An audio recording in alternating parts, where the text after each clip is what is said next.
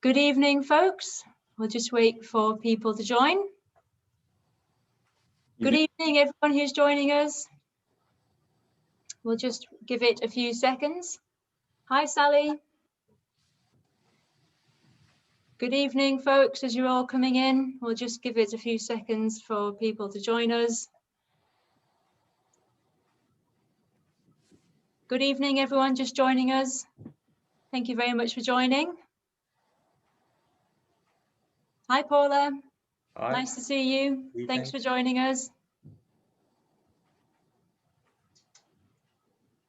Just got some more people coming in. Hi, folks. Nice to see you again. Thank you for joining. Hi, Terry. Hi, Trish. Hi, Tracy. Nice to see you again. Good evening.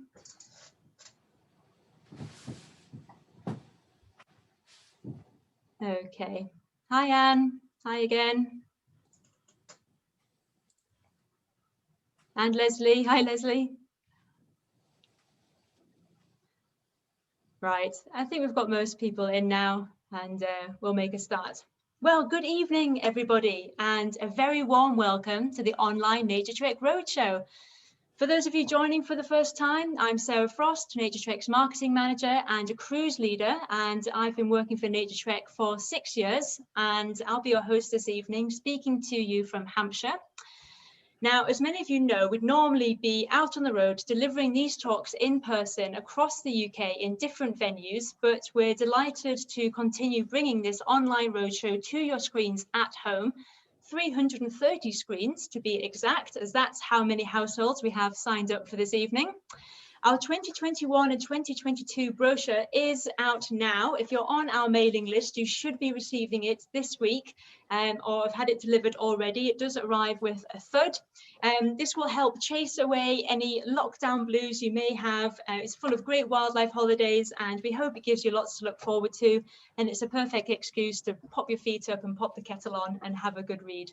Likewise, our website is a great resource of information. It's full of tour reports and detailed tour itineraries, so do please have an explore on there. And if you're not on our mailing list and you do want to request the brochure, please just email us at info@naturetrek.co.uk and you can order one, and we'll be very happy to pop one out in the post to you. If this is your first time at one of our webinars, please do just ask any questions that you may have using the Q&A section at the bottom of the screen, be it questions about the tour, the destination, or even questions about how the travel industry is responding to the pandemic as a whole. We're very happy to answer as many questions as we can. That's what we're here for. And we'll type replies to you throughout the evening, but we'll also read out questions at 9:05 after we've finished the last presentation. Please also feel very welcome to use the chat section. I would encourage you all to include other attendees when you send your messages. The default is to send messages to all panelists, which you can do, of course, but it creates a nice chatty atmosphere, and you might be making a point that is useful for others, and it's an opportunity for you to chat to your fellow nature trekkers as well. Finally, for any people who are new to Zoom, don't worry, we can't see or hear you. It's only the panelists that are in the spotlight. Now, in a world where long-haul travel is normally so easy, we can sometimes overlook the treasures that we have at home.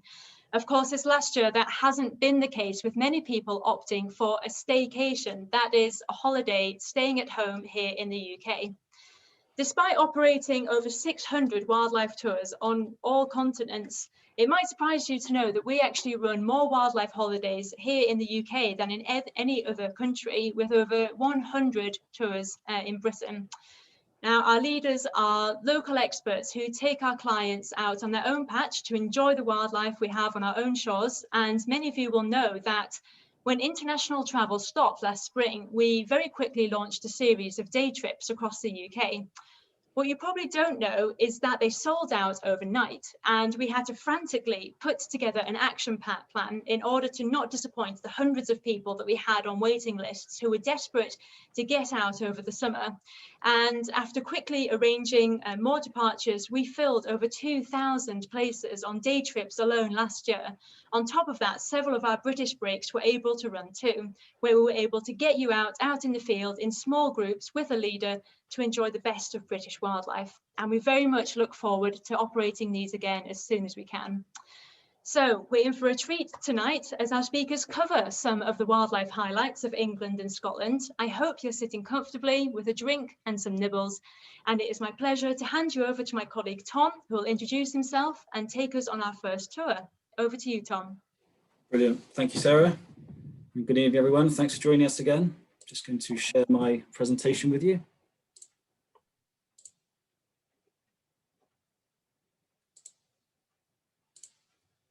Okay, welcome again. Thank you for joining us. My name's Tom Mabbett. I'm an operations manager for Naturetrek, and I look after a whole range of different tours all across the world. Really, very lucky to have travelled on lots of these destinations across Europe, South America, the Caribbean, Asia, and lots in the UK. So tonight I'm going to be focused on three of my favourite destinations in the UK. Firstly, the Forest of Dean, which is just half an hour from my home in Cheltenham. Talking to you from Cheltenham, at the bottom of my garden in the summer house with the rain lashing against the window. I'll then go down to the Somerset Levels, another of my place I've visited many times, and then touch on a new tour that I launched last year to the east coast of Yorkshire to focus on the magic of migration. So I'm going to start off in the Forest of Dean. As I said, I live nearby. It's one of my sort of local patches. Absolutely love it there. It's a tract of around 100 square kilometres of a forest, and one of the last remaining ancient forests in the UK, second only in size to the New Forest. It's a wonderful place full of fantastic wildlife, and we run tours there in the winter and also in the spring and summer. Whichever time of year you go, it's always a joy to get down to the forest. So I'll just touch quickly on where it is. So it's in western Gloucestershire. You have the bordered by the River Severn, the Wye, and you have Monmouthshire here, and Gloucestershire just to the north. And a little bit more of a close up. And we base ourselves right in the heart of the forest at the Speech House Hotel. And it really does feel, despite the fact I've been to the forest hundreds of times, it just feels like you're going to another world when you visit the Forest of Dean. It's a wonderful area. Just so you can see the River Severn running along here, and the Wye just above it. And it's a fabulous area. Teeming with wildlife. And we run short 2-night tours. We run our day trips, and we also combine this tour with the Somerset Levels if you wanted a slightly longer break. And of all the leading I've done last year, it was the Forest of Dean. Was leading there just before the lockdown, and then day trips as well when it was allowed. And they really helped get me through last year. Those day trips in the Forest of Dean were fantastic, and can't wait to get back there. So this is the Speech House, a sort of famous 18th century hunting lodge.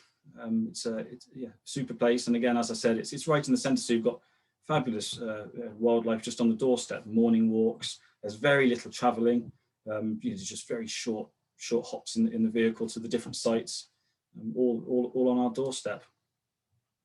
Just another shot of the forest. It's a real mix of coniferous forest and deciduous, around a 50-50 split, and open glades, ponds, lakes, streams, and just some wonderful habitats, and that brings, of course, some very special birds and other wildlife. I'll start off with some common species, and I think that's one of my joys. I'm going to start off mainly talking about the winter visits. And one of my favourite things, I always carry around a bag of seed, and one of my favourite things is just to throw down a handful of seed, and the common winter birds just come bombing in and hopping around literally just a couple of feet from you at times. A beautiful nuthatch here. They're in just amazing numbers, coming down very, very close to pose for photos. And I've used only photos taken by group members or myself on these slides. So they're all taken in the forest. Marsh tit here will get just the turnover of birds is amazing when you throw put seed down and walk through the forest. Big flocks, blue tits, great tits, coal tits, lots of marsh tits, tree creepers all over the place, and siskins, again, noisy parties of siskins whenever you walk past alders or even coming down to seed, posing for photos. So it's the number of birds of your more common species is a real feature for our winter visits. And there's always something to look at. Moving on to some of the more exciting species of a visit to the Forest of Dean in winter. And I set up this tour when I joined Naturetrek nearly 8 years ago now, and I've been leading the weekend tours ever since. And pretty much every winter, a great grey shrike has wintered in the Forest of Dean.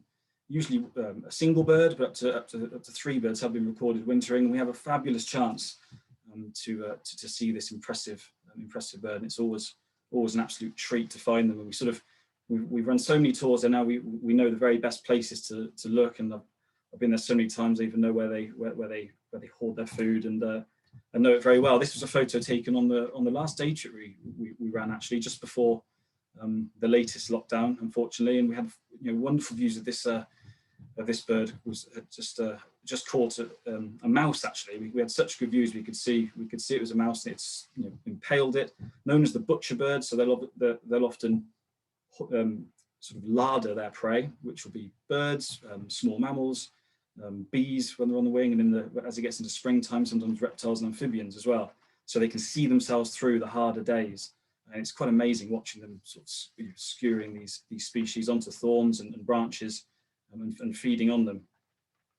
And one of the group members actually got a really nice photo of this poor unfortunate mouse that had been impaled. Quite a gruesome shot, but a very interesting one at the same time. You can sometimes come across these larders and have amazing views of this bird. And one of my absolute favourites is the hawfinch, and it's a species that lots of people love to see and ask me about a lot when thinking of joining a tour. And we have a very good success rate of finding them, particularly on our winter visits. Britain's largest finch, with this lovely big heavy silvery bill that's strong enough to crack cherry stones, and they're found in wherever you find yew trees or hornbeams or beech, and they're real firm favourites for hawfinch. They do breed in the forest, but the numbers are really bolstered in winter by birds from the continent, and we can sometimes see really good sized flocks in winters when there's a slight shortage of food on the continent. You can have flocks of 20, 30 birds often, and we have very good success of finding them. Really impressive bird. Crossbill is another species that we hope to find. Here, you can even see its tongue here, teasing seeds out of the cones with that amazingly crossed bill, and the chirp, the fast chirping of a flock of crossbill taking off is a sound of the Forest of Dean, and other species we try very hard to find. So it's often a real finch fest in the winter months. And bramblings again, a stunning male brambling here.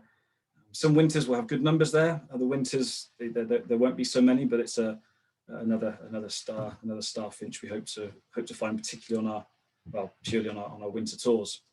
On the lakes and ponds, mandarin ducks bring a real splash of colour to the scene. These birds, of course, introduced, but breed in the forest and breed in holes in trees. So you often come across them on both seasons, actually, but more often the big flocks gathering on the lakes in winter. And lots of people ask me about lesser spotted woodpecker. Often when we start the weekend, we'll sit around and having a drink and be outlining the weekend. I often say, what's your main target? And lesser spotted woodpecker comes up, and my heart slightly sinks. It's a very, very difficult species to see, but they do breed in the Forest of Dean. We have seen them on our tours, but it's a red letter day if you come across this amazing little woodpecker.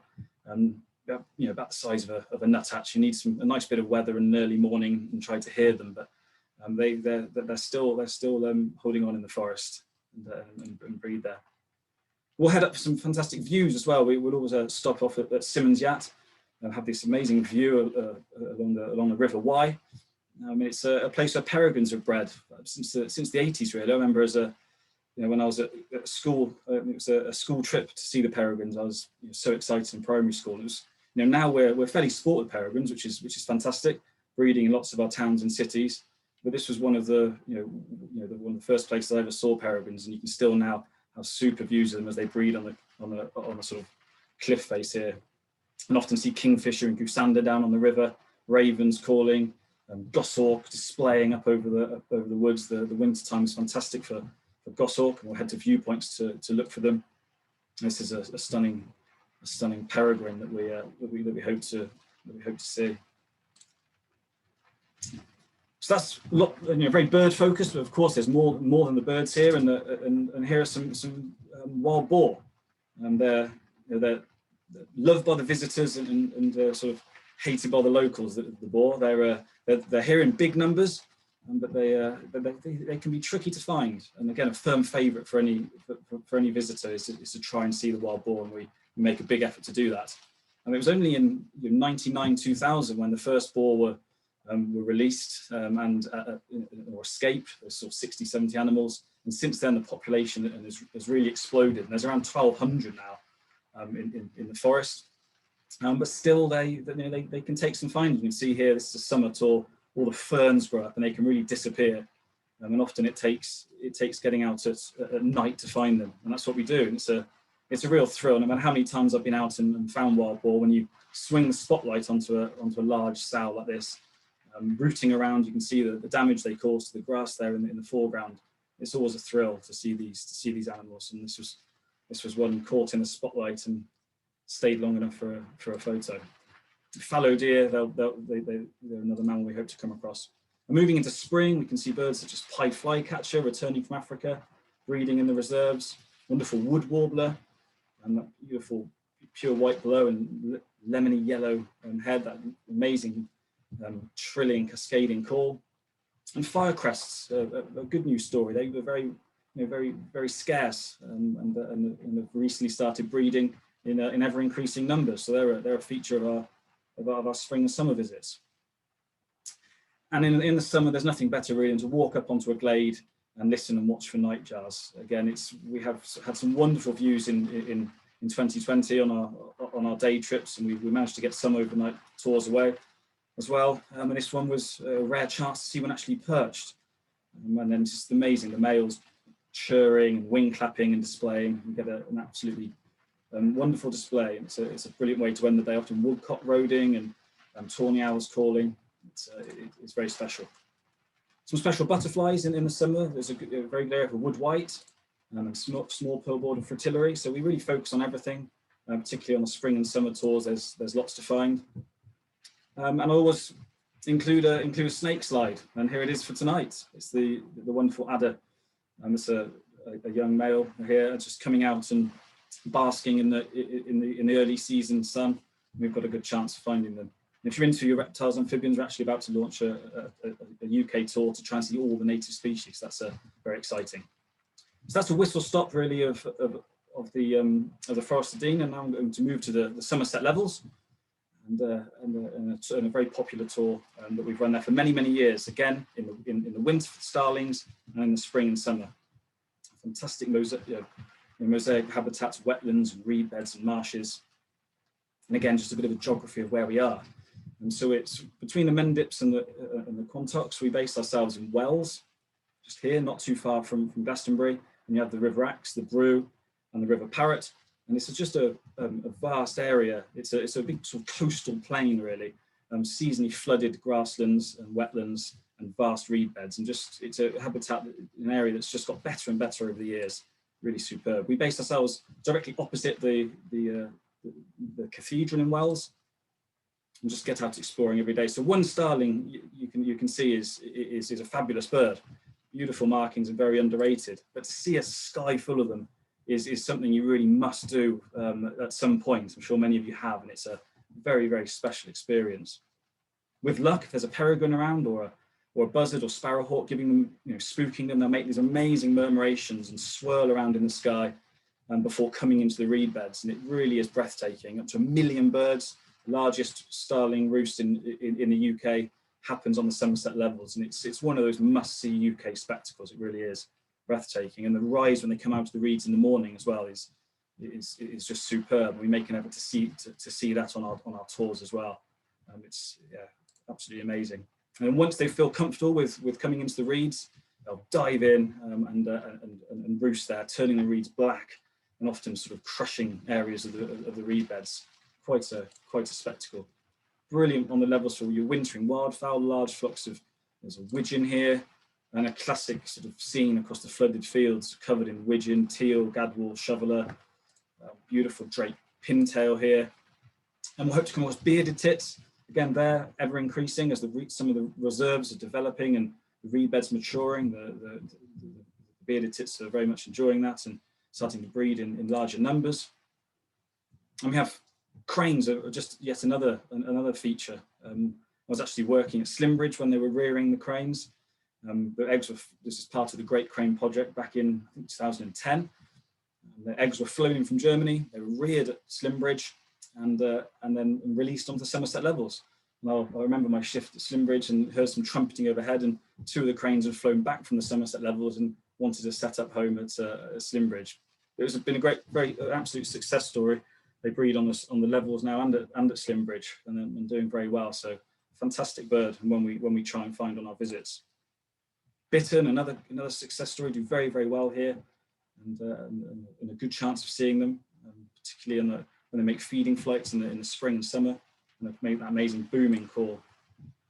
And it's like the Camargue really of the UK. So many different heron species. This is a photo I took quite a number of years ago of a little bittern flying across the reeds. We have night heron have bred there. We've got great white egrets, are very common now. Cattle egrets, little egrets, purple heron are occasionally seen. So it's a really, really, really wonderful place. It's a great egret here. Marsh harriers be quartering the reeds, and in the spring and summer gargany, some very special birds coming through and breeding here. So whichever time of year you visit, it's very special indeed, and well worth a visit. So that was a real whistle-stop coverage of the Somerset levels. If you've got any questions on it afterwards, please feel free to ask. But I'm just going to touch on a tour that I set up last year, and we managed to actually run, I think, 4 or 5 departures groups to Spurn. This is a photo of Spurn Point, and one of my favourite birding destinations in Britain. Really, I've been visiting there with my brother for many years, making our annual pilgrimage to Spurn. It's just so exciting and a wonderful place to go birding. And I think the migration of birds really captivates myself and lots of people interested in birds and wildlife more than any other aspect. Really, it's a fantastic place to observe that. So very quickly, where am I talking about? It's this red dot here, this spit of land that comes out into the North Sea. So you've got the Humber on one side and the North Sea on the other, and it's a very obvious spit of land. So on this tour, we'll be focusing on Spurn and also travelling up to Flamborough Head, which is this little point just a bit further north, and very, very good for migrant birds and watching visible migration. We'll base ourselves just 20 minutes from Spurn at the Dunedin Country House, and strike out each day to find a wonderful array of species and learn about the migratory birds and see some very special sights and species. This is a pied flycatcher here. In autumn, when the winds are from the east and the birds sort of drift in off the North Sea and down the coast, you can have times when every bush or tree is just ticking with pied flycatchers, and lots of other species, redstarts, spotted flycatchers, willow warblers, and you have big falls of migrants, they call when they'll drift in off the North Sea after a bit of bad weather, and the bushes and habitat can be teeming with birds. Very, very exciting birding here, and I know a few of the guys up there, so we'll have a radio to be alerted to anything exciting, and join some ringing demonstrations as well, which is very, very exciting. Species such as yellow-browed warbler have become quite common in recent years at Spurn. From we run these tours from August through to October, early November. It's a sort of peak migration season, and when birds are sort of heading back to their wintering grounds after breeding. And this little gem is from way out east, sort of East Asian species. Very good for wrynecks, another sort of signature East Coast species that sort of drifts in from the North Sea. And as I said, we'll join the wardens for an exciting ringing session. And last year they experienced seeing birds such as the firecrest in the hand, right up to an amazing long-eared owl was caught. And the wardens are fantastic at showing you these species, what we learn from this ringing, where the birds have come from, and why they're here. And it's just a very special experience and unique experience. We'll take the Unimog tour down to the very point at Spurn, the very end of this, about 3-mile spit juts out into the North Sea, and this is the view of the habitat there, and just the opportunity to see birds on the ground and migrating over is endless. A view from the top of the lighthouse, the scrub and different habitat there, and it's so exciting searching for migrants in amongst the the scrub and thickets down at the point there. And wherever you look, even if it's not too favourable for rarities or other species, you've got lots of waders, big flock of knot here, which will have dunlin in there, and large numbers of golden plover and grey plover, and just lots and lots of wading birds, and just a superb place to visit. Very, very exciting if you're into your birding. I highly recommend it. This is a shot up at Flamborough Head. So we'll head up the coast and enjoy that, where there's a fantastic seabird colony in the spring and summer. And we'll see gannets will still be there in the autumn as well, for very close views. So a tour I highly recommend. So I'll leave you there. I'm going to pass over to Paul, who's going to take you to another mecca for birding, and that's Norfolk. And I'll leave you with the murmurating starlings. So really is a wonderful experience. And thank you very much for listening. Any questions? That was a whistle stop through those 3 areas. Any questions, I'll be delighted to help. So over to you, Paul. I'll just stop sharing my screen. Thank you. Thank you very much, Tom. Good evening, ladies and gentlemen. I'll just give with me 1 second while I quickly share my screen.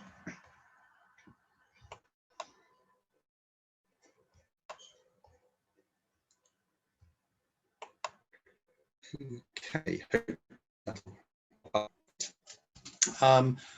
My name's Paul Stanbury. It's also started on the raw slide, so just bear with me 1 second while I just do that again.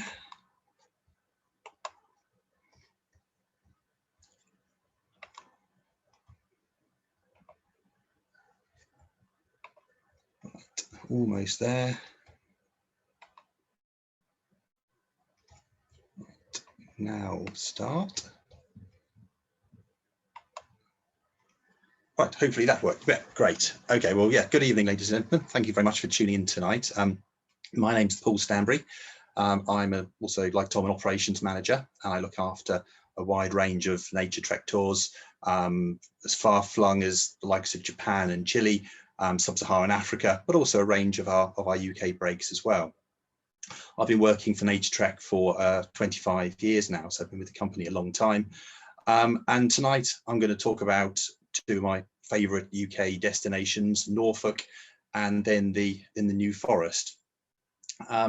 Starting with Norfolk, there can be very few people or very few birders, wildlife enthusiasts in the UK who are not aware where Norfolk is. It is, of course, one of the birding meccas in the United Kingdom, and probably one of the prime birding counties anywhere in the country. I know we've got people from all around the world listening to us tonight, so for those who aren't familiar with Norfolk, I've got a map down the bottom. So Norfolk's on the east coast of England, and the area that I'm focusing on, the area that birders tend to focus on, is the north coastline, the north coastline of Norfolk, which points out into the North Sea. And this is one of the very best birding areas anywhere in the country. We've got all the way from Hunstanton down on the western side, across to Cley and Cromer to the east. We've got Blakeney Point, Wells, Wood and Holcombe, across to Titchwell and Holme. These are some of the most iconic reserves and habitats in the UK. And the great thing about Norfolk is the marshes and wet meadows and woodlands that line the coastline here are fantastic for birds throughout the year. There really isn't a season you can go in to Norfolk where you're not going to see a fantastic variety of birds and other wildlife. And we at Naturetrek run trips to Norfolk and throughout the year, because the bird life is great throughout the year, so we run tours throughout the year, only really avoiding those the summer holidays, summer school holidays in August, when a lot of people go up to Norfolk and it gets a little bit more crowded. For the rest of the year, it's a wonderful area, fantastic bird life. We run trips, we run weekends in in the winter and the spring, and also in the autumn. And we're running a whole range of day trips as well, covering everywhere from the Wash all the way to Norfolk Broads and the Brecks. As I mentioned, huge numbers of birds spend the year in Norfolk in the winter time. It's famous for its ducks and geese. In the migration time, you have a whole plethora of wading birds, warblers, thrushes, other species moving through in the summer. You've got breeding birds and even butterflies like the swallowtail butterfly, great dragonflies, and lots to see. We use a very comfortable, relatively small hotel called the Lestrange Arms, which is in Hunstanton, and we've been basing our groups there for several years now. It's right on the coast, so the bedrooms look out over the sea, so you're in a prime location for the wildlife. You're in easy reach of the Wash and its wading birds, and further to the east to Clyde and Wells and those other areas there as well. And this is very typical of the hotels we use on all of our UK breaks, small comfortable hotels in a really good location. In the winter, we're exploring the wetlands. We're going to the marshes, such as this is Clyde and Salthouse. We're visiting the woodlands at Holcombe and the dunes and the coast as well. A common sight throughout the year are marsh harriers quartering over the reedbeds, and bearded tits pinging away in the reedbeds. Beardies breed in Norfolk, and they're commonly seen, say, throughout the year. Look for them on a very calm, sunny day, where they like to climb up to the top of the reeds. Vast numbers of wildfowl descend on Norfolk in the winter time. And one of the real highlights of a trip here is to go and see the pink-footed geese. Tens of thousands of pink-feet winter on the North Norfolk coastline. These are birds that are bred up in Iceland. And so one of the real highlights is to go out either first thing in the morning or late in the evening when they're coming out and back into their roosts, and see flock after flock flying overhead, calling. Really is a magical experience. Out on the sea, we have wintering sea duck, long-tailed duck here. One of the few birds that's actually probably more attractive in its winter plumage and its chocolatey brown summer dress. Lots of scoter, divers, auks, wide variety of birds winter on the coast. Tom showed you some knot up at Spurn, or down in Norfolk. They winter in their hundreds of thousands. In the Somerset levels, one of the great UK wildlife spectacles is to see the roosts of starlings.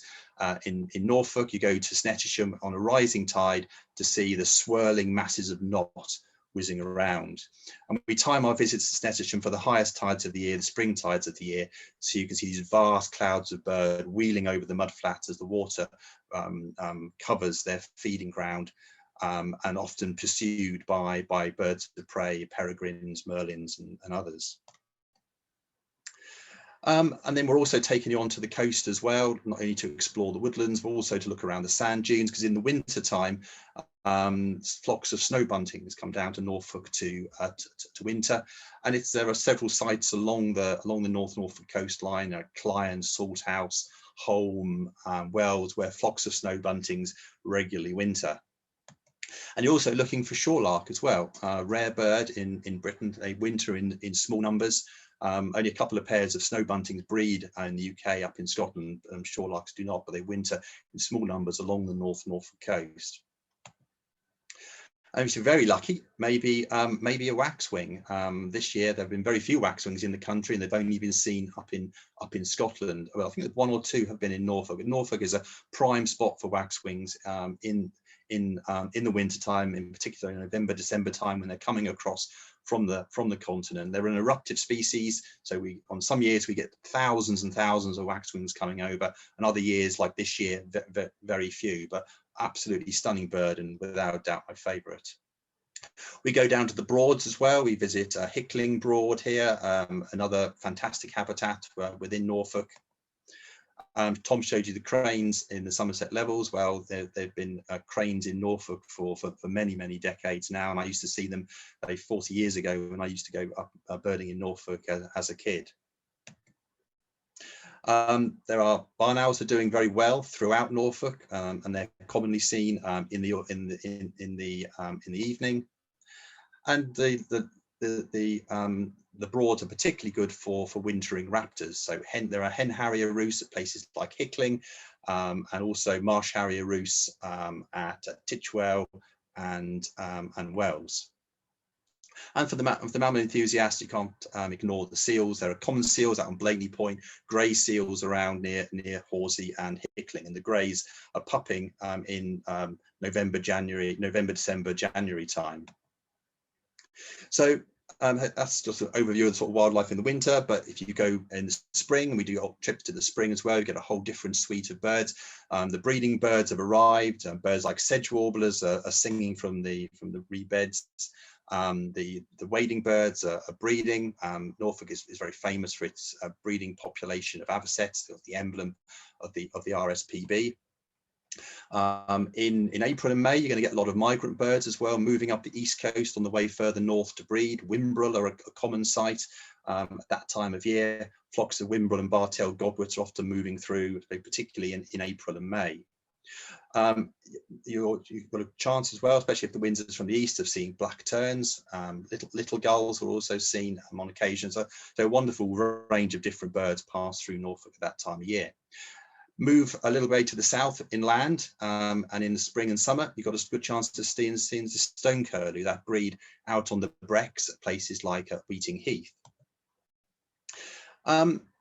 And Norfolk, though, really comes into its own, say, during the migration periods. If you're particularly interested in experiencing the wonders of migration and seeing maybe some unusual birds, then think about going up to Norfolk in the autumn time. We run trips to Norfolk in September, October, as well as November. You can see here from this map why it's such a good area for migrating birds, in particular on an easterly or northeasterly wind. When birds that drift out into the North Sea migrate down to the southeast, and one of the first stretches of coastline they hit is the North Norfolk coast. You get a wonderful variety of wading birds moving through the wetlands here. Green sandpiper top left, wood sandpiper top right, curlew sand bottom left, and rough on bottom right. In October, November, vast numbers of thrushes come across from Scandinavia, from their breeding grounds in Scandinavia, down into the UK to winter. An easterly wind, when you've got some bad weather along the coast, you get thousands of birds pitch down on the coast and in the berry bushes. Loads and loads of fieldfare, thousands and thousands of redwing, and search amongst them, and you stand a good chance of seeing something like a little more unusual, like ring ouzel. Norfolk, like Spurn, is a rarity finders paradise. On an easterly wind, places like Wells Wood and Holcombe Woods, you stand a really good chance of finding something a little bit more unusual, like yellow-browed warbler on the top left, red-breasted flycatcher, top right, wryneck and red-backed shrike. Just four of a whole range of different rarities you could look for. But you would have to be exceptionally lucky to find something this rare. The red-breasted nuthatch, and Norfolk does turn up its occasional major rarity. This is a bird from many years ago, from 1989, the only record of red-breasted nuthatch in the UK, one bird that turned up and spent a winter at Wells Wood. So that was just a sort of overview of the sort of wildlife, the bird life you're going to see in Norfolk. I'm just going to quickly finish in the last 5 minutes, just showing you some of the wildlife birding highlights of one of my favourite areas, Norfolk and the New Forest. Sorry, having grown up in Hampshire and living in Hampshire my entire life, the New Forest has always been a very special place for me. It's right on my doorstep, no more than half an hour, 40 minutes away from where I live. So I've spent many happy hours wandering around the heaths and forests of the New Forest and getting to know its wildlife. And like Norfolk, we run tours throughout the year to the New Forest, winter trips, spring trips, and autumn trips, lots of day trips as well. We've got some great tour leaders who know the forest really well. I should have mentioned in Norfolk as well, we rely very much on our tour leaders they live locally up there, Toby Collette Mike Crew and a range of others do a fantastic job for us. They're local guys. They know the sites really well. This is a classic scene of the New Forest, heathland looking over deciduous woodland, old growth deciduous woodland. This is Acres Down, one of the most famous raptor sites in the national park. And the New Forest National Park covers 220 square miles. It's a relatively recent designation as a national park, but a very ancient designation as a royal forest. So it was actually William the Conqueror back in 1079 that designated the New Forest as a royal hunting forest, and it's been protected ever since. So again, we use a nice hotel right in the heart of the forest. A couple of hotels we use. One is in Lyndhurst called the Forest Lodge. This one here is the Bewley Hotel, right in the heart of the New Forest, surrounded by the New Forest ponies. You literally step out your door and you're on the heath. You can watch hobbies from the garden. It's a fantastic spot. Nicely appointed as well. All the hotels we use are very comfortable, ensuite rooms, twin, double accommodation, nice food, and a nice place just to relax after a day in the field. It's a wonderful, spectacular forest here, huge beech trees, oak trees in the spring. The forests are absolutely alive with woodland birds. To me, the most evocative sound of the New Forest are the silvery trilling of the wood warbler. Not a common bird in Hampshire, but commoner over in the Forest of Dean, where Tom showed you earlier. But there are sites in the New Forest where you stand a good chance of seeing wood warbler and hearing their very silvery trilling song. Redstarts are commoner. Nuthatches, of course, even commoner, and marsh tit as well. So in the spring, we go into the woodlands first thing in the morning, and you can hear the dawn chorus and hear all these wonderful birds. Firecrest, again, a bird that used to be quite rare a few years ago, but now are increasingly common and increasingly easy to see in the New Forest, especially in the spring when they're singing. Now, a real specialty of the New Forest is the honey buzzard. So that first slide I showed you, which was Acres Down, is one of the prime spots to go looking for honey buzzard. And you sit up on the ridge in the morning, and if you're lucky, honey buzzards will be circling over the woodland in front. And they're quite a late migrant. They tend to come in mid to late May. So we do most of our New Forest trips of mid to late-ish May. The rare breeding bird in Britain, but quite frequently seen in the New Forest. So I mentioned the heathland, so it's a lovely mix of habitats in the forest. You've got the deciduous woodland, but probably more important in terms of its wildlife are the heathlands. Over 80% of the heathlands in the UK have been lost over the past 150 years. The New Forest has some of those important remaining heathlands anywhere in the country. Out here, you've got the wonderful the woodlark, quite a drab bird, but with a beautiful song. Slightly more colourful, the lovely little Dartford warbler, are common out on the heaths of the New Forest. The New Forest holds over half of the UK population of Dartford warblers, sometimes up to 75% in a particularly cold winter. They are very susceptible to cold winters and prolonged snow. And in those times, the more peripheral populations of Dartford warblers tend to die off, and it retracts back to the New Forest once again. But they're a common bird to see out on the heaths. Crossbills as well. They like the pine, the pine forest that edge the heathland, and they're a common sight and a common sound flying over, making their jip jip jip call. Tom showed you his snake slide. Well, I've gone for one snake rarer than his adder. This is a smooth snake. There are plenty of adders out on the heaths in the New Forest, but the New Forest holds all three of Britain's snake species: grass snake, smooth snake, and an adder, as well as common lizard and sand lizard. As well as the birds and reptiles, you have fantastic area for dragonflies. Emperor dragonfly here is just one of a host of different species you'll see during the spring and summer months. And where there's lots of dragonflies, of course, you're going to be looking for hobbies in the evening time. The hobbies come out over the heaths and hunt for dragonflies.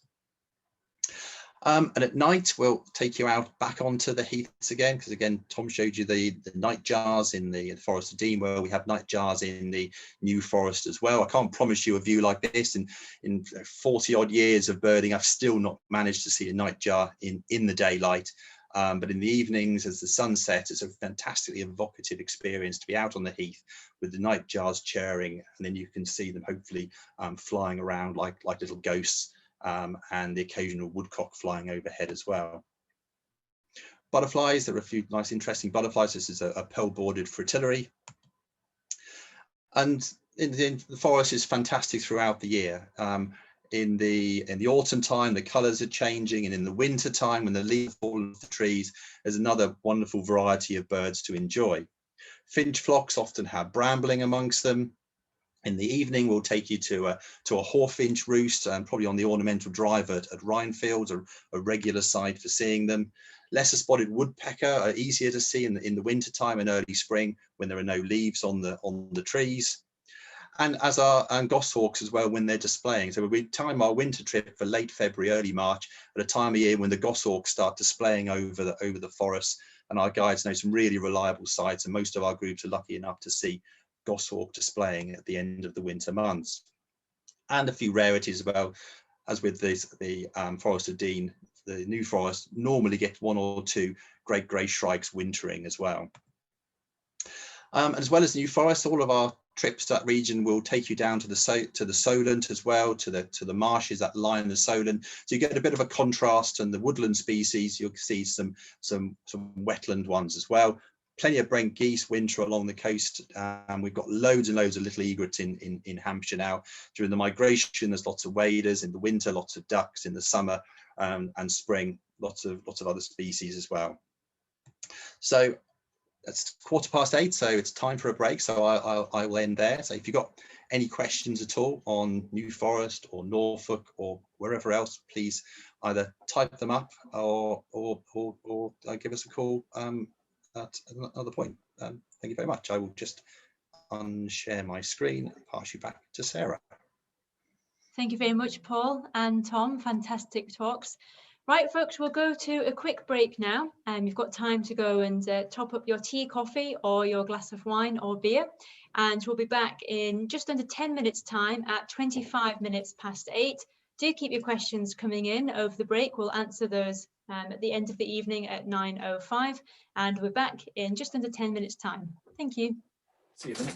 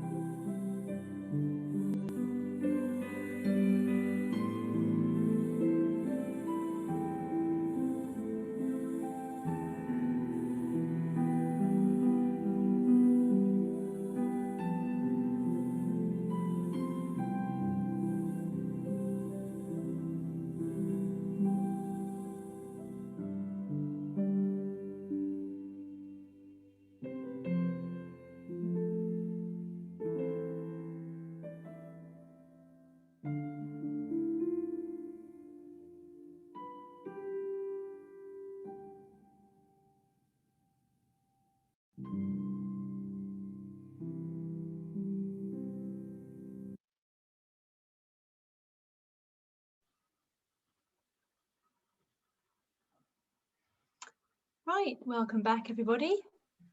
And I hope you've had time to top up your drink. I'll now hand you over to Alison, who will take us to Scotland. Over to you, Alison. Hello, good evening everyone. Just give me a moment and I'll share my screen with you, okay?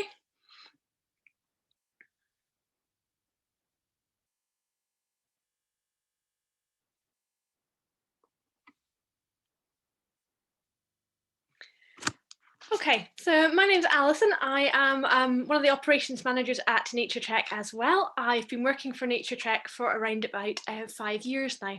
I mainly look after Eastern Europe, as well as a few other far-flung places too, including Uganda and Papua New Guinea. But I also look after a lot of our UK tours as well, including Scotland. So this evening, I'm just going to share with you a little bit of an overview about some of the different tours that we offer up here. On this little map, the places that are pinned in red are areas where we do already run tours to, including a lot of the islands from Shetland and Orkney, right through to the Hebrides, Dumfries and Galloway in the south, and the Highlands in the north. The pins in blue are places that we are currently planning tours to and are hoping to launch very soon. So some of you might be wondering, why visit Scotland? As well as having a lot of beautiful landscapes and diverse history, it's got a huge variety of different wildlife to offer. And I'm just going to share with you a few of the highlights of people's trips that they enjoy seeing when they come up here. There are a huge number of different birds of prey, including the magnificent golden eagle. There's also the reintroduced and absolutely massive white-tailed eagle, beautiful hen harrier, such as this stunning male. Short-eared owl are absolutely lovely, and we do have a number of breeding pairs up in Scotland as well. And then there is the tiny merlin, which hunts the moorlands. In the wintering months, Scotland is great for lots of wildfowl, from pink-footed geese and barnacle geese, through a huge range of other species as well. Other water birds that are known to frequent Scotland include red and black-throated diver, both of which breed in Scotland, particularly in the north and on some of the islands. Great Northern Diver is a relatively frequent winter visitor. And then there are the seabirds, including the wonderful puffins that are many people's favourites. Inland a bit, we have lots of different woodland birds, including the characterful crested tit, as well as 3 different species of crossbill, the common, parrot, and Scottish. And then there's the grouse, black grouse and the famous red grouse, the mountainous ptarmigan, and the rare capercaillie. In terms of mammals, there is the playful but shy otter, the absolutely charming red squirrel. Also famous for red deer, which are absolutely magnificent to see during the autumn months of the rut. Offshore, a good number of cetaceans can be found, dolphins and whales, including common dolphin and the larger minke whale as well. Other marine mammals include the common or harbour seal and grey seals as well. And then there's the nocturnal wildlife, such as badger, which many people love to see, and the absolutely fantastic pine marten as well. There's also a few less obvious species that people love to see when they come to Scotland too.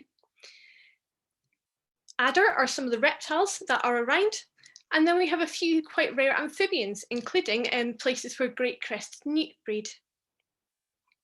We have huge animals too, including the basking shark, which is the 2nd largest fish, only to the whale shark.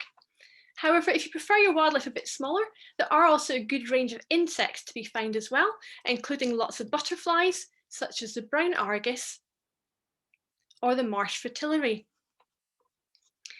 But if you're more of a botanist, there's a good number of specialities of those too. There's places where alpine flowers predominate, and then there's the macar. This is the low-lying fertile grassy plains that are found along the exposed westerly shores of Scotland and Ireland. So just taking a closer look at some of our tours, I'll start with the islands, and up in the north there is Shetland. This is the most northerly of the archipelagos. It's made up of around 100 different islands, although only around 15 of these are actually inhabited. Our tour to Shetland departs in May or June, and this is aimed to coincide with the seabird breeding season. And there are some fantastic cliffs there where there are stacks of seabirds all piled up and nesting on the cliff faces. Other breeding specialities that can be found in Shetland include the whimbrel, the Arctic skua, and the red-necked phalarope, all of which are birds that people often want to see. And then they're not forgetting the historical sites. Shetland is famed for its Viking history, and some of the places that will be visited during the tour include the Jarlshof and the Great Rock at Musa. And if you're interested in botanical curiosities, there's also the Edmonstons or Shetland mice-eared chickweed. A little bit to the south is Orkney. This is another archipelago. It's made up of more than 70 islands or islets. Only around 20 of these are inhabited, and it's got a very rich history dating back over 5,000 years. Despite lying only about 20 miles from the north of the Scottish mainland, it feels like it's a world away. Again, this tour departs in May or June to take in the spectacular seabird colonies found around the coasts. Inland, it's great for moorland birds, including short-eared owl, hen harrier, and merlin. There's also a few special plants that can be seen during the tour, including the Scottish primrose and the oyster plant.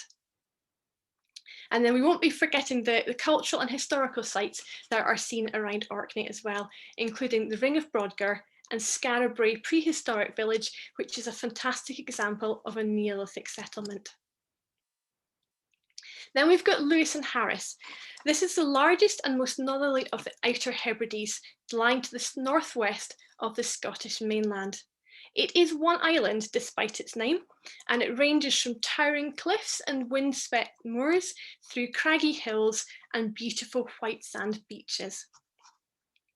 Our tours up there in May are a split between a few days land-based and a mini cruise. This is particularly focused on the breeding seabirds, such as razorbill and puffin, that can be found out on the Sheant Islands, while out at sea we'll be looking out for birds such as the Manx shearwater. Onshore on the islands, we'll be watching out for lots of breeding birds that arrive there in the springtime, such as red-throated diver, but also a good range of raptors as well.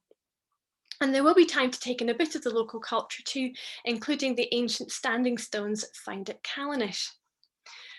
Our summer trip up that direction is a summer cruise, heading into the Minch for cetaceans, of which at least 7 different species are possible, and basking shark as well.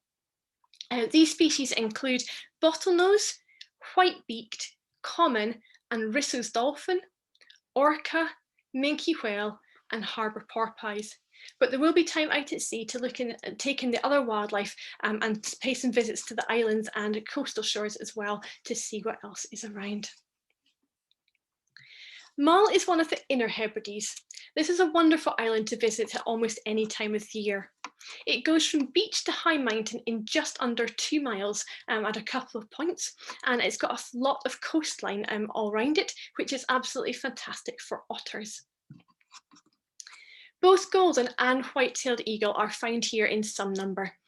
Both breed on the island and can often be seen soaring around the ridges. Some of our tours take a boat trip out to the west coast, to the Treshnish Islands of Staffa and Lunga, where there are huge numbers of seabirds to be found, including close views of puffin, guillemots, razorbills, fulmars and kittiwakes. And there's also a possibility of being able to visit Fingal's Cave with its fantastic basalt rock column formations. Some of our other tours to Mull as well, there's an opportunity to go across to Iona, where its abbey is famous for its ties to St. Columba. Then we've got Islay and Jura. These are also part of the Inner Hebrides, and despite their close proximity to each other, they are 2 very different islands. Islay is fairly green and rolling, while Jura is much more mountainous. We often time a number of trips to these two islands to coincide with the autumn and winter months when geese arrive in their thousands, including Greenland race barnacles and greater white-fronted geese. Both islands are great for otter, with good opportunities on both to see them around the shorelines, while Jura in the autumn months is great for stags, sometimes referred to as going on a Scottish safari, as huge numbers of these fantastic animals come down around the roadsides and can be seen quite easily during that time. The tidal inlands, tidal lochs and inlets often have wintering sea ducks there as well, such as scoter. We do also have a summer trip to Islay, and this is aimed at looking for the macker when it's in bloom, which is fantastic for butterflies, and also lots of breeding waders make their way over to Islay and Jura for the summer months. The other trip that we run is a combined Islay and Mull trip, which takes in the best of both those islands. St Kilda lies well off the Hebrides, over 40 miles away in fact. Sarah spoke about this particular cruise that we run a few nights ago. However, if you missed that one and are interested in hearing it, then you're welcome to either drop us a line and we'll send you a link, or you can find the link on our website as well.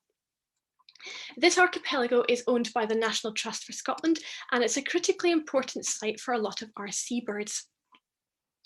It's a UNESCO World Heritage Site for two reasons, and it was inhabited until the 1930s. 1930 is when most people left the island, and it's still possible to see the remains of the settlement there.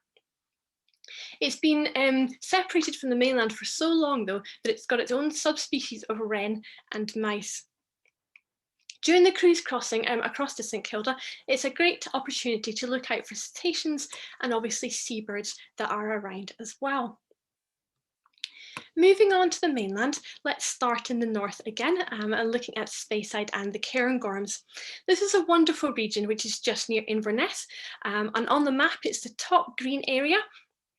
And Speyside and Cairngorms lies in the bottom right of that area, just below the Great Glen, which is the faint line running through it. It's a wonderful destination all year round. It ranges from lochs and forest to high mountains and then right down to the coast again. As well as being famous for huge numbers of red deer, there's a lot of other mammal species that can be found in the region too, such as the mountain hare, red squirrel, pine marten, and cetaceans. They also have a good range of special bird species up that way as well. In the summer and spring months, osprey arrive to breed and can often be seen fishing on the lochs and lochans around the region. Eagles breed there as well, but remain resident all year round, both golden and white-tailed eagle. Then there's the grouse, including the ptarmigan. The altitude of the ptarmigan does range throughout the year, depending on the snow line. In the summer months, it's found right up on the tops of the hills, whereas in the winter months, it's often found a lot lower down. And then in the winter months as well, we have a good range of wildfowl that arrive on the coastline, including species such as the long-tailed duck. And it's a beautiful area to visit at any time of the year. And then we've got Dumfries and Galloway. It's another very scenic part of the country, although I have to say I may be a wee smidge biased about how beautiful Scotland is. Dumfries and Galloway is located right down in the southwest of the country. It's the dark green area shown on the little map and is located along the Solway coast. We visit here in the winter months particularly because this is when thousands and thousands of geese arrive to overwinter, including Svalbard race barnacle geese and Greenland whitefronts. This number is swelled by a good range of whooper swans and other ducks that arrive as well. And there's also lots of waders that can be found along the coast, including flocks of golden plover. The red kite was reintroduced here a good number of years ago, and there is a good sized population in the area, and they can often be seen circling around overhead, looking out for their next meal. If you know where to look during the winter months as well, it's possible to watch hen harriers coming in to roost. And while walking through the woods, it's always good to keep a listen and watch out for willow tit and red squirrel. We do run a tour as well called The Best of Scotland. This is designed as an introductory tour for people who are maybe unfamiliar with Scotland and the different wildlife that it offers. But it's also a fantastic tour for those people who perhaps like a bit of variety in their holiday, or perhaps just want to revisit some of their favourite areas. The tour starts in Edinburgh, heads across to Mull, and then takes in the Speyside and the Cairngorms. It's focusing on a lot of the key wildlife, particularly the bird species found in the area, but on Mull we'll be looking out for otter and both types of eagle, as well as seabirds such as the black guillemot. Up the Speyside and the Cairngorms, again, we'll be looking out for eagle, a lot of the woodland bird species, and then the highland specialists such as the dotterel.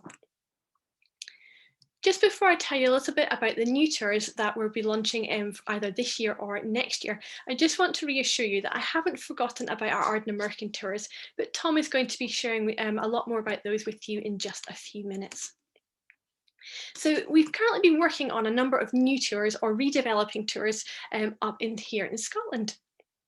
And one of these is our Ben Lawers Botany Tour. Ben Lawers is very famous for having a good range of alpine plants on it.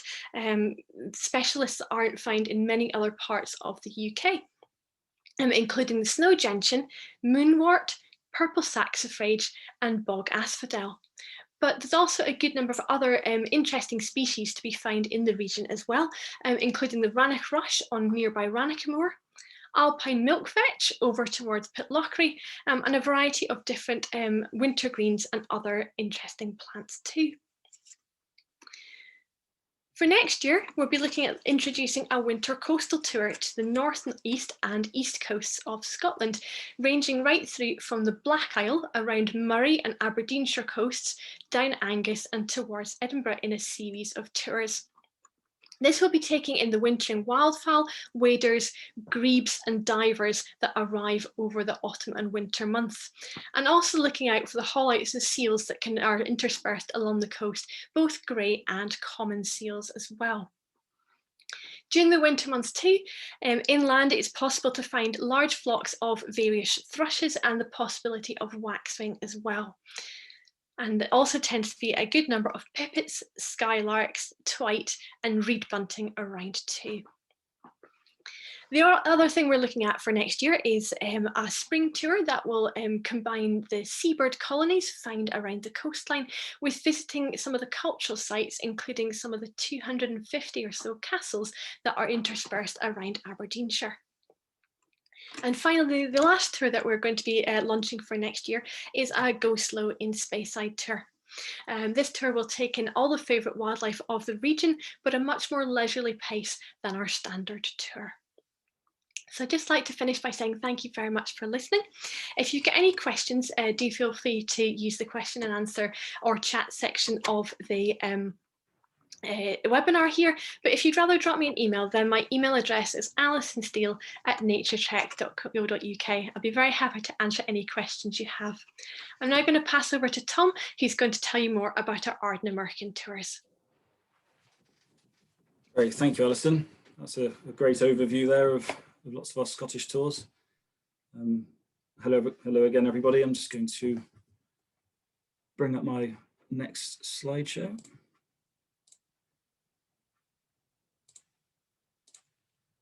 And away we go.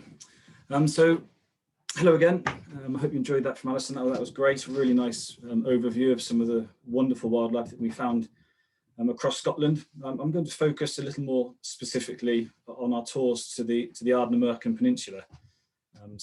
We've been running tours there for many years now, and again a whole range of fantastic species, lots of species that of course Alison has covered. And it's just a very special place to visit. So where is Ardnamurchan? It's on this red blob here. So just north of Mull, this island here is Mull, and Ardnamurchan Peninsula sort of sticks out just north of there. And actually, the tip of Ardnamurchan is thought to be the most western point, actually, on the British mainland. So for this tour, we meet the group in Glasgow. So everyone sort of makes their own way to Glasgow, and then we'll provide then transport from either the train station or the airport, and then drive on up to Ardnamurchan. We'll be driving through some fantastic scenery, up through the Trossachs National Park, up to take the Corran ferry just across here, and then journey onto the peninsula where we'll spend our whole tour. It takes around 4 hours to get there. We'll be obviously taking stops and taking in the scenery. Really lovely journey there. And we run tours. I'm going to be looking at our Scotland's Mammals and Highlights of the Highlands tour. That's a week-long tour, exploring the area in August into early September. We also run spring, week-long spring and summer visits. And then we do a shorter tour focusing on the rut as well. So we do 3 different tours that spend time on this peninsula. So a bit more of a close-up here. We base ourselves on the south of the peninsula at Glenborrow, just next door to Glenborrow Castle, Loch Sunart on the just right on the doorstep, really, a short walk away. And it's just a special place to spend a week. I've been lucky to lead this tour and also visit personally as well and explore the area.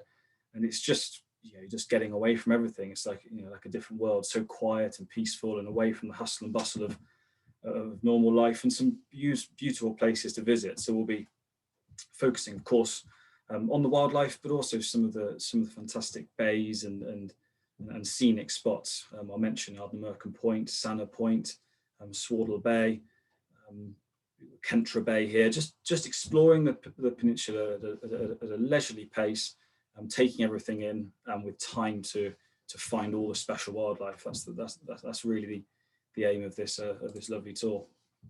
So we based ourselves at the Glenborrow Centre. This is literally just next door to Glenborrow Castle. And it's a converted sort of outdoor pursuit centre, but don't let that put you off in thinking, oh blimey, it's going to be lacking any sort of quality. It's sort of been done up and renovated, and the really clean, comfortable rooms. And I really like the atmosphere here. Leading a group here, we take over the whole place, so it's a really nice atmosphere. We have caterers that come in and cook for us, and it's a bit of a sort of house party style atmosphere. No other guests around. We can sort of do as you wish with the place. Sit up into the evening with having watching out for wildlife and with a beer or wine, and it's just a great place to stay. And you're right in amongst the habitat here. You're very remote, so there's few options of areas, places to stay, and this is right in amongst some fabulous habitat and easy striking distance to all the areas you want to get to. So it's a lovely location. Just another shot of it here. I'm surrounded by pine forest, lots of wildlife right on the doorstep.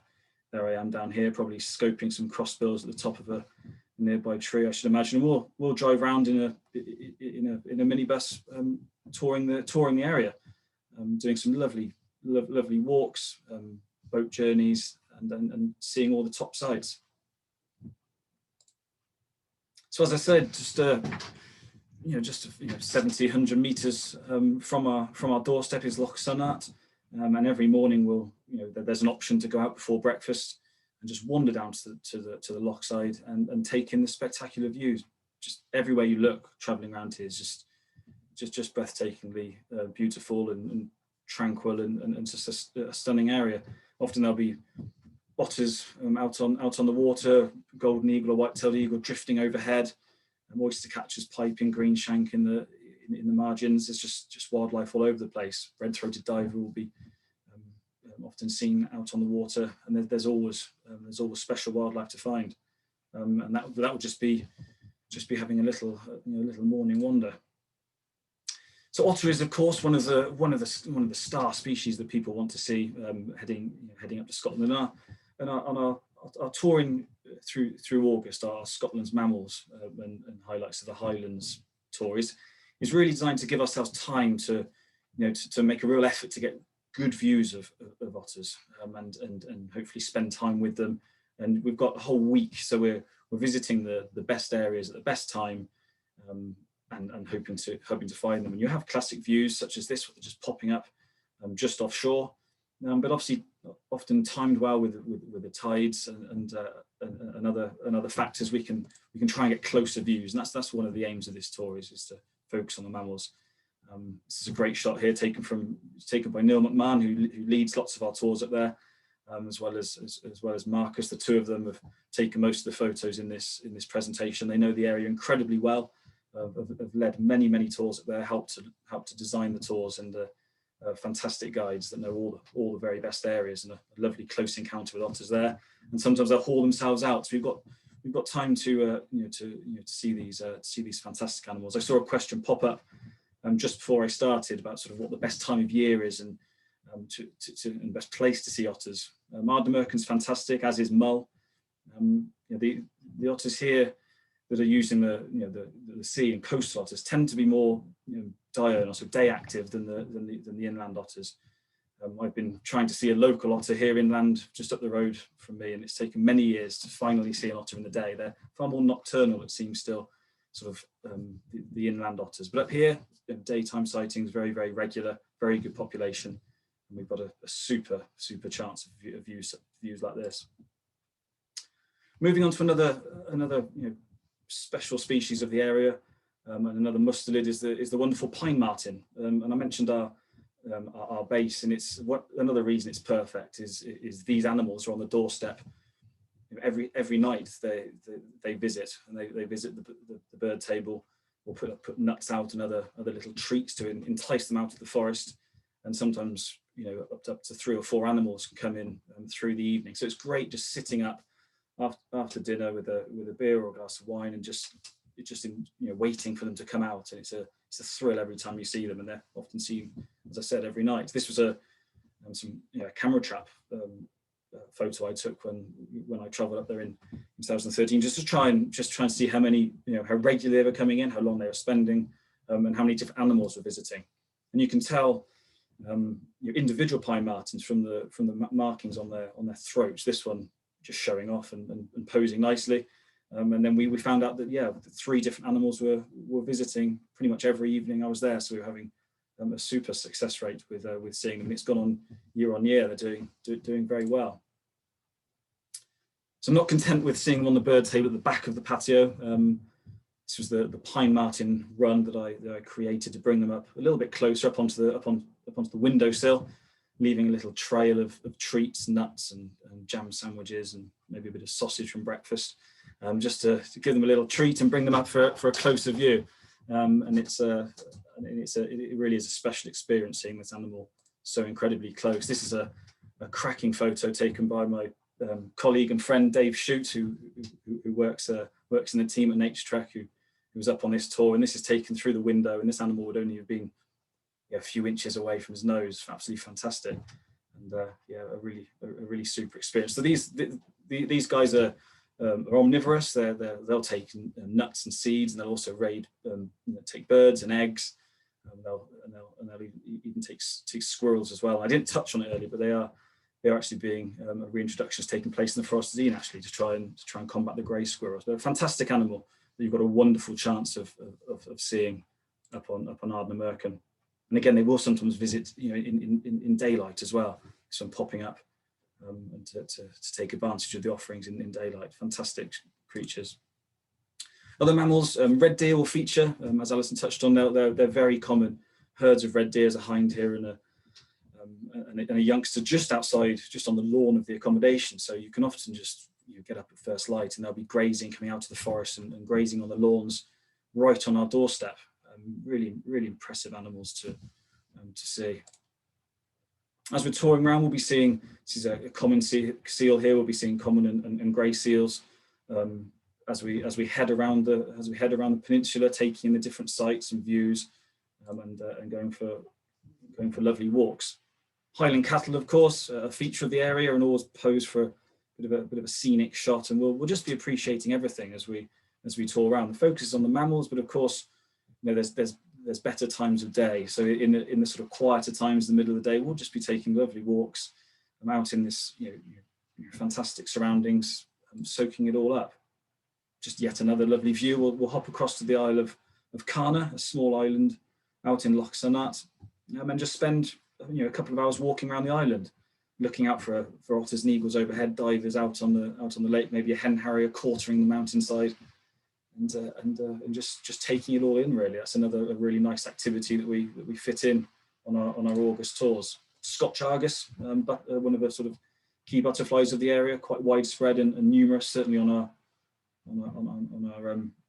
August into September tours. And there's lots of different sites we'll visit. We'll head across to the Ardnamurchan Point, the lighthouse right at the very tip of the peninsula, and do some sea watching.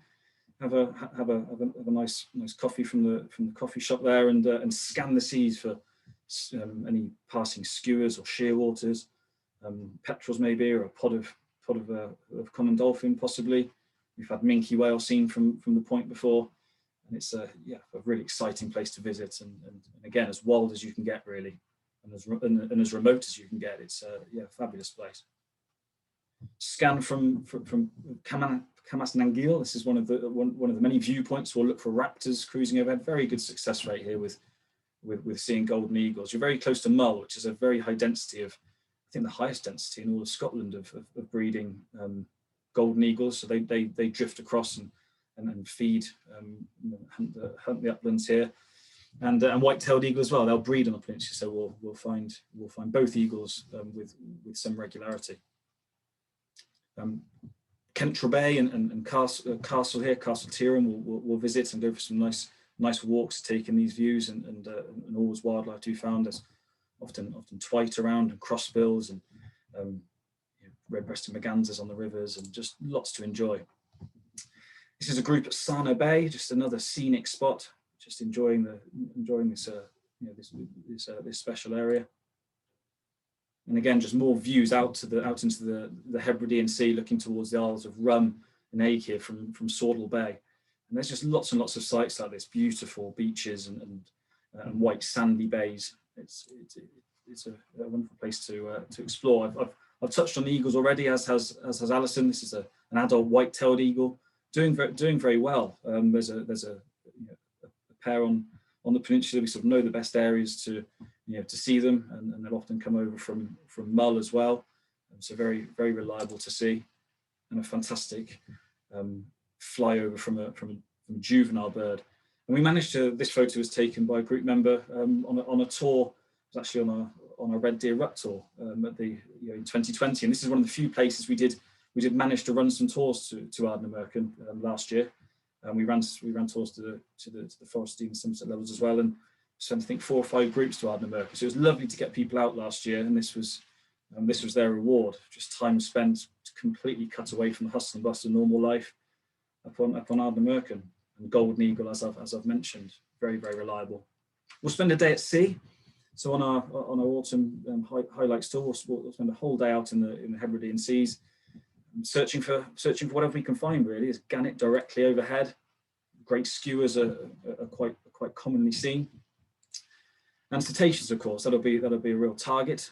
Common dolphins here, minke whale we see with some regularity. So, good numbers pass through these waters at that time. We hope to intercept. You need a bit of luck with the sea state, of course. That's always the case with these trips. But if we have a good chance of seeing them.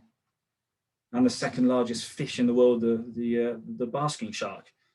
You'll see, if you spot that sort of classic, the dorsal fin and the tail, the 2 fins sticking up out of the water, you've found a basker. And we've got we see them from time to time. It's just another possible highlight that we see fairly frequently. So moving into spring, the spring and summer is a fantastic time to visit. We'll run our tours in May and June. This is a wood warbler here, so the forests come alive with the calls of warblers. We'll often have the wonderful trilling of the wood warbler. There'll be reeding grasshopper warblers, garden warblers, cuckoos calling, willow warblers, and the place comes alive with breeding birds, of course. Breeding plumage, red-throated divers out on lots of the lochs around the peninsula. And again, we'll be seeing the mammals still. We'll still be getting the pine martens visit, whichever time of year you visit there. They'll be coming in each evening from our accommodation, so we don't need to move anywhere to see these guys every evening and have our nightly show. Bottlenose dolphin as well.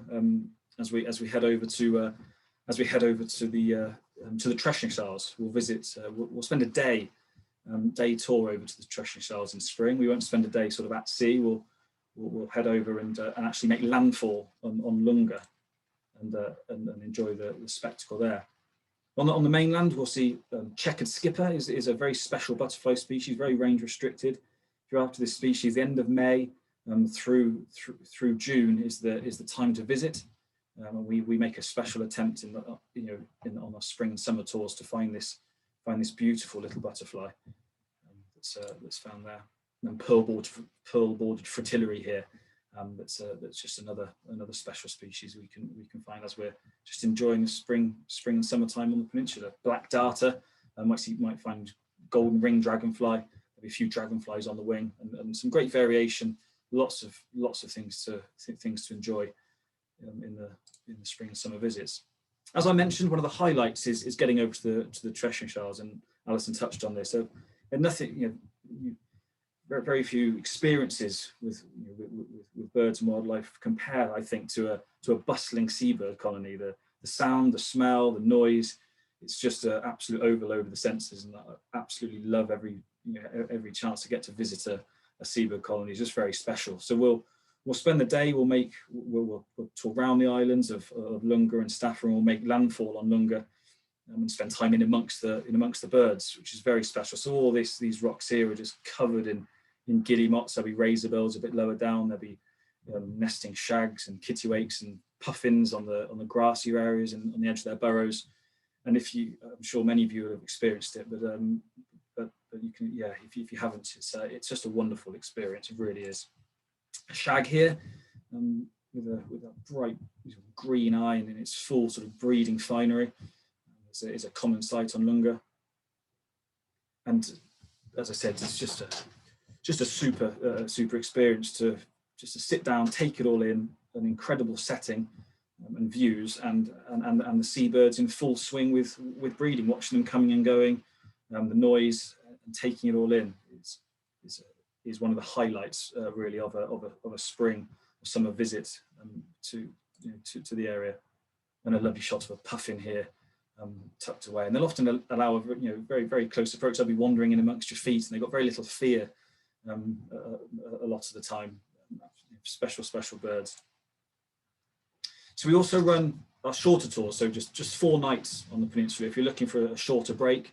And so at the end of September into early October, when the red deer rut is getting into full swing, and that's the time to visit, and the aim of these 4 days is to get close to the action, is to find some stags that are fighting for the females, for the hinds, and coming together and trying to get some action. And the bellowing noise of a roaring red deer stag is very special, and it often happens right outside the accommodation. We're often sort of woken by it, and wake up first thing, and they'll be getting going. Fabulous experience. And of course we'll be seeing the other mammals and bird life as well, but that's the time when when the action is taking place in end of September and October, and we'll really focus on that on this tour.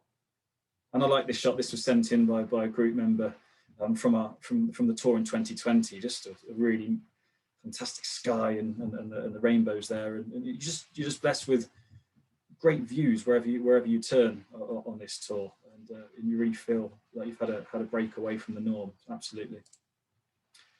So that's about it from me.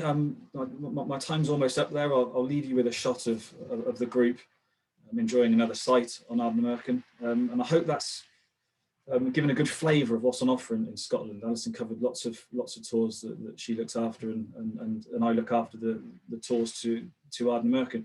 We'll be very happy to help with any questions, and I hope this presentation has shown you that there are so many wonderful experiences to be had in the UK. Thanks again for listening, and we'll answer any questions. I'll pass you back to Sarah now. Thank you very much, Tom. Fantastic talks, brought back some fantastic memories for me there. I've got very fond memories of leading our groups on Lunga for our St Kilda cruise, and just sitting on the banks watching the puffins coming back from the sea with beaks full of sand eels and magic, just going into their burrows. They're such endearing little animals. It's a really wonderful experience. I'd really highly recommend it to anybody to get out there. Do please keep your questions coming in. We've had quite a few come in during our talks, which we'll start to answer now. I've seen several questions on the dreaded Scottish midge or midgie. People asking how bad they are, how can we avoid them? I'm very happy to answer this question. I lived in the Hebrides and worked there as a wildlife guide for 3 years before working at Naturetrek. And I lead our St Kilda cruise every year. And the midgie season runs from May to September, and during that time, you can't avoid them. They are unfortunately just part and parcel of any outdoor pursuit during those months. What you can do to try and prevent and reduce midge attack is by wearing a head net and spraying yourself with a repellent such as Avon Skin So Soft, which is actually a moisturizer, but it's got citronella in it, which they don't like. It's really effective. Camping shops run out of it in the summer, so you can order yourself some of that. Or some Smidge, which is a popular brand as well. They only come out at dawn and dusk. They avoid the heat of the day, and you won't find them around coastal areas where there's a sea breeze. And they only come out when it's very, very still. And I've been the victim of multiple midgie attacks when I've been sitting for an evening photographing otters. But you learn to just embrace them after the first sort of day of getting quite irritated by them. I would, wear a head net, which isn't as annoying as it sounds. And when everyone is wearing them, you don't look odd wearing one at all. And just covering yourself up. Outside of those months, they're not around. So if you were to travel during that time, you're not going to encounter a problem with them. So if Tom or Alison, you wish to add to that, yeah, that sums up well. Just focusing on Ardnamurchan. I mean, we look at all the feedback that every group participant sends in, and I rarely have many comments saying that it certainly doesn't affect the enjoyment of the tour. So I really wouldn't let it put you off. As Sarah said, it's when you're at in coastal locations, as you are pretty much the whole time on Ardnamurchan, there's always a bit of a breeze. There'll be some areas where you'll turn up and there'll be a few midges around, but you move on just around the corner and they won't be such an issue. So yeah, I get very few comments saying that midges have been a problem on Ardnamurchan. So yeah, I certainly wouldn't let it put you off. But yeah, good advice there from Sarah. Yeah, I definitely agree. Don't same for the majority of other Scottish tours. Very few people mention that midges are a problem for them, generally because we're not spending huge amounts of time sitting still in one place outside, particularly, and there's a lot of coastal visits as well, which, like Sarah said, does tend to have a bit of a breeze and keep them away from you. So yeah, and just keep calm when you're with them. They're really not too bad. I was with a friend in August up in Glencoe, and she did lose her rag one evening and just got her spray and started spraying the cloud of midges that was around her and spraying every midgie that she possibly could, which did not prove very effective. So spray yourself, not the cloud of midges, and you should be fine. Right, let's just have a look for our next questions. Are any of the New Forest tours botanical? Yeah, we don't have any botanically focused New Forest trips, but the guide who leads most of our New Forest weekends, John Stokes, is a great all-round naturalist, and he's a good botanist. He's a great botanist. So for anybody who has an interest in plants, John would be more than happy to show you the botany of the New Forest, as well as the birds and the other wildlife. Thanks, Paul. We've had a question here about when the best time and place is to see otters in Scotland. Tom, you touched on this, saying that Ardnamurchan and Mull were great for it. So this question may have been answered already, but personally, I love photographing them on Mull. Loch na Keal is a fantastic place for them, and they're there year round, they're resident, so you can see them at any time of year. You really just need to look for or hope for the calmest weather, whether that's a winter day or a summer day. Obviously, the higher chances of calmer weather are going to be in the summer. But I had an otter that lived only about 50 meters down from my house where I lived in the Hebrides, and was just as active in the winter as they are in the summer. If you just look for calm water, our guides are very good at spotting them. They can be difficult and tricky to find on your own, but if you're with someone that knows how to find them, and you look for the silver streak on the water when they're out swimming in the calm days, then you can get them. and it's really rewarding. It's magic. Just looking for some more questions here.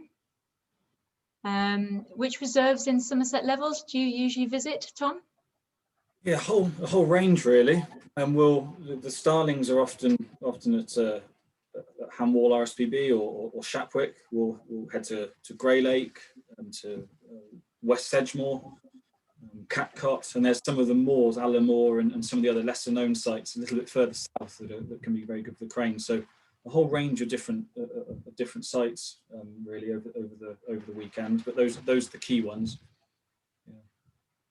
Yeah, thank you, Tom. And this is a question from Jane Vincent, who says, apologies if this is a daft question, but on a UK trip, do I need to come by car so that I have my own transport? Jane, that's actually not a daft question at all at the moment. Tom, would you like to answer that?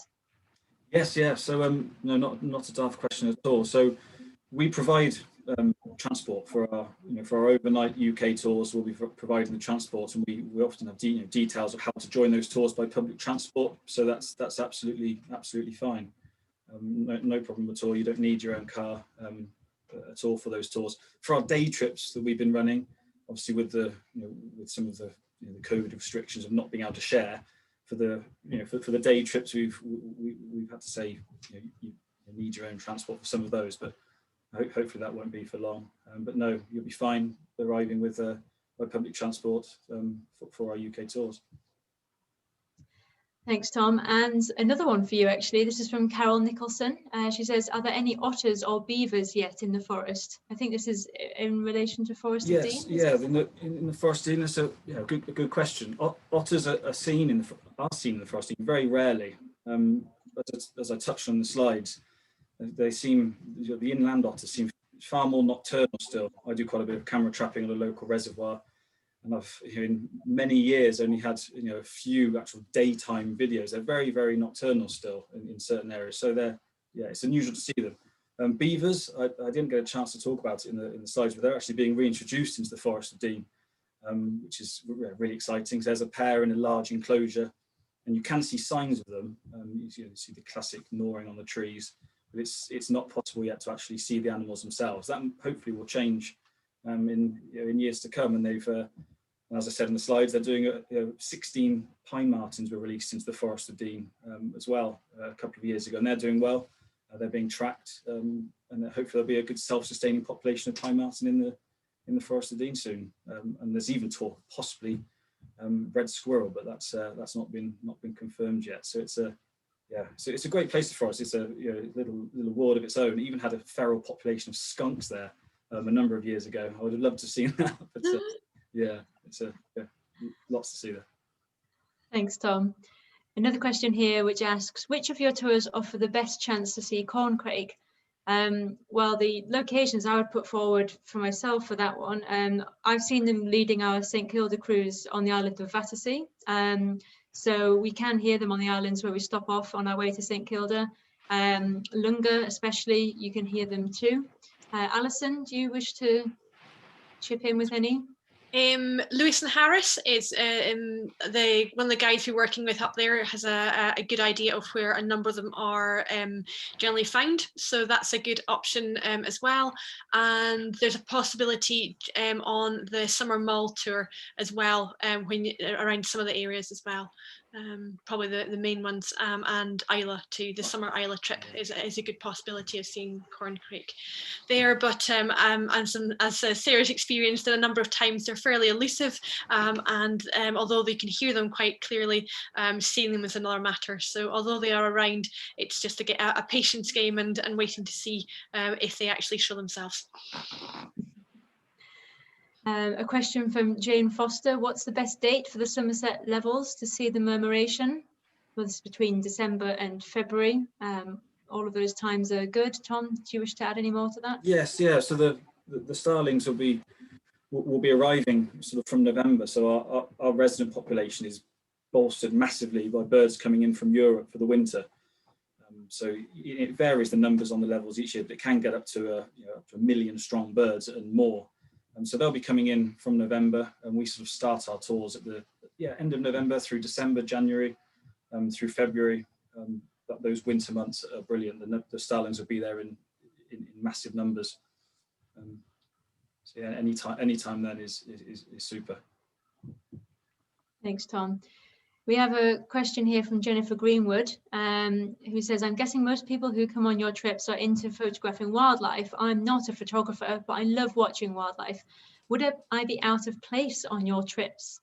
I would say absolutely not. That's my answer in short, but I'll let Paul answer that one.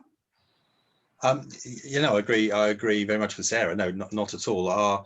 Our tours are wildlife watching tours. The majority of them, we do run a series of photography holidays, but most of our holidays are wildlife watching holidays. Of course, people do bring their cameras along and they enjoy taking photographs, but we're there to watch the wildlife, and so no, you certainly wouldn't be out of place at all. So yeah, come along, and as long as you have an interest in wildlife and natural history, you don't have to have a camera, have a pair of binoculars, and you'll have a great time. Yeah, absolutely. Absolutely. Thanks, Paul. We have a question from Des and Helen James. Do we have any news about restarting tours to Uist? Do we have any news on this?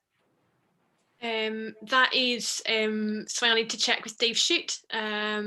It was to do with decisions that be made on the island rather than us wanting to stop running them. So it's something that we are looking into, but I'll need to check with Dave, who looks after that tour, about exactly where we're at, and we can get back to you on that one.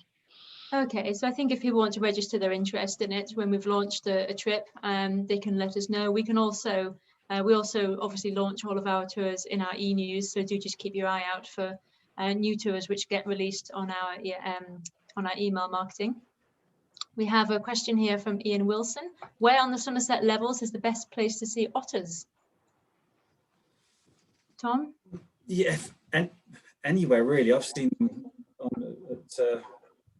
at West. Where have I seen them? I've seen them on at Ham Wall, and the name of the reserve that I've seen them on escapes me at the moment.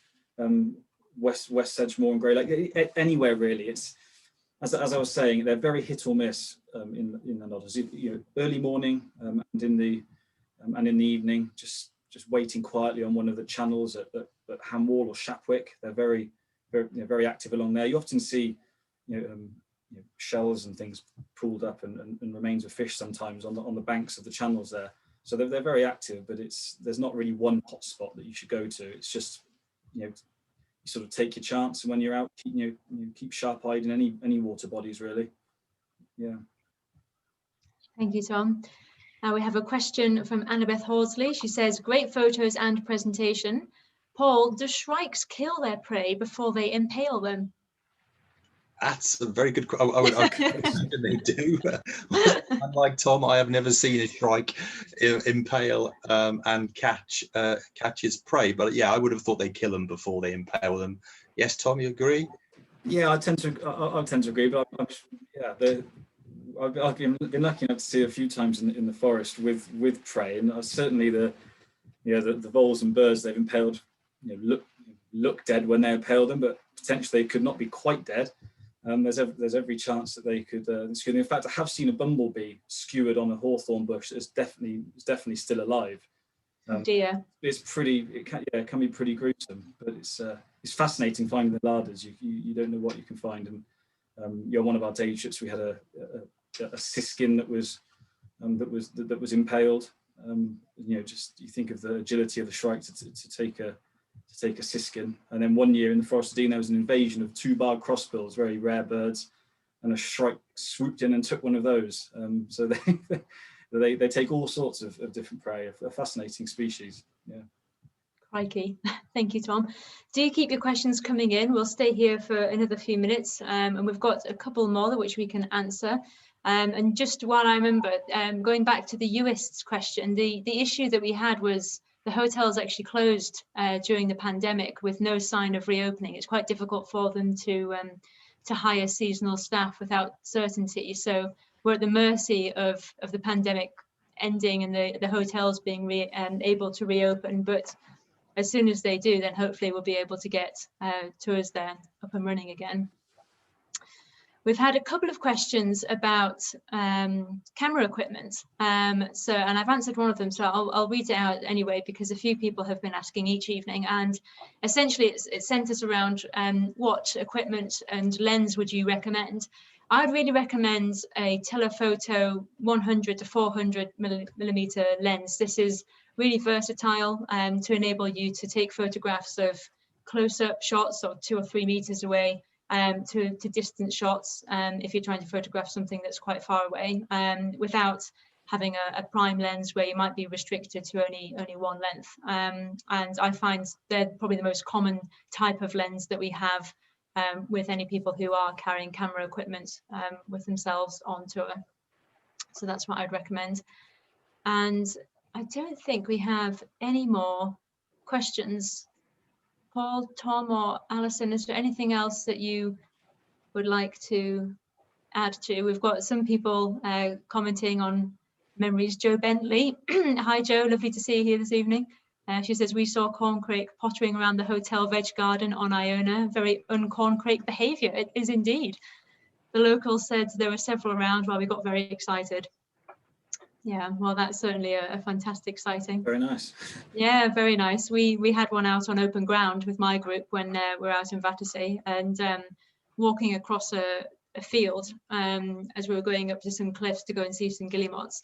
And 2 just flew out from underneath our feet and scared the life out of one of my clients. I don't think she's recovered yet, but it was a fantastic thing to be startled by, and she certainly went home with quite a good, vivid memory of a corncrake experience. So, and just hearing that that noise carried on the wind across the islands is it's magical. It's fantastic. Cheerleader Stuart Woolley is reminding us as well that corncrake are also a good, there's also good opportunities for them on Orkney. So if you're interested in Orkney, then corncrake are also possible on that trip as well. So thanks, Stuart. Yeah, thank you, Stuart. Another question's just come in from Judith too. Are you going to launch more day trips? They always seem to be sold out. Yes, Judith, we are. As soon as we're able to be running them, we have dates in the pipeline that we want to get out. And obviously we're just limited to 5 participants plus a leader for these day trips. But we do have plans to launch more. They're here to stay, so we hope to be running them as soon as possible, be it late winter, likely maybe early spring or summer. We hope that we can get those running as soon as we can. I think that's it for questions this evening, but we will stay around just for a few minutes if you do have any more. So a huge thank you to our presenters for joining tonight, and thank you to all for joining at home. Our thoughts are with anybody who may be unfortunate enough to be battling floods at the moment, and we know many of you will be starting to venture out to get your vaccines now and over the next few weeks. So we're wishing you all the best with that and hope you're all able to stay safe. This is the 8th presentation evening we've run so far, and if you've missed any of our previous ones, don't worry, they are available to watch via our website. If you hop online onto our online Roadshow webpage, the links to them are all at the bottom for you to enjoy and watch at your leisure. We do have more dates in the pipeline too. An e-shot will be coming out on Friday, so do keep your eyes peeled on your inboxes. If you'd like to give us any feedback on our day trips, then please do email us at info@naturetrek.co.uk, and we'd love to hear your thoughts on it. Finally, if you're a member of a natural history club or society and you'd like us to do a talk free of charge for your members, then we'd be very happy to do so. Please just contact the office or myself directly, sarah@naturetrek.co.uk, and we'll be very happy to arrange that for you. We'll be back at the same time on Friday at 7:30, where we'll be taking you to Africa, covering Tanzania, Zambia, Madagascar, and Namibia. We hope you can join us. We'll stay online for the next 5 minutes or so in case you have any last-minute questions. But until the next time, take care and good night, everyone. Thank you. Good night. Thanks, everyone.